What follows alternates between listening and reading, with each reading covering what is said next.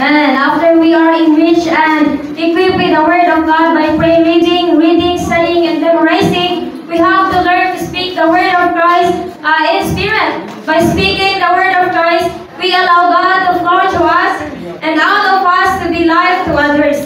We are channels of life for God's economy. In Acts 5:20, we are charged to go and speak to the people and all the words for this life. If we do not speak, we will stagnate like the Dead Sea. Therefore, in John 15, after the Lord charged His disciples to bear fruit, He warned them that they would be cut off from the enjoyment of life if they did not abide in Him and did not bear fruit. That's why we must be faithful enjoyers of God as our life and dispensers of God as life to others around us. And God created a wonderful living organ for us to speak, to dispense God as life to others.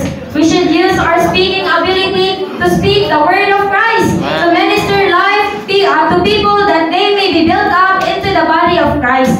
Every human being is made by God to propagate and to generate. Therefore, everybody has to bring forth children. Now, we all have to learn how to generate, how to dispense, how to impart into others what we have received into our being. This is to reproduce, to generate, and bring forth new Christians by speaking. This speaking is just the speaking Spirit, who is the Spirit of God, who is also the Holy Spirit.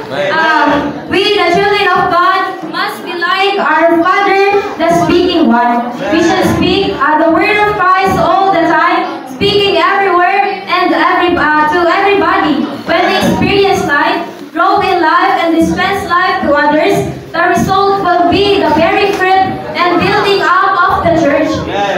The first and most important thing in normal Christian life is loving the Lord. If we love the Lord, we surely will be filled with Him. When we love the Lord, He will fill us. Our Christian life begins anew every day in the morning. We must enjoy the Lord in the Word every day, early in the morning, to have the Lord Jesus.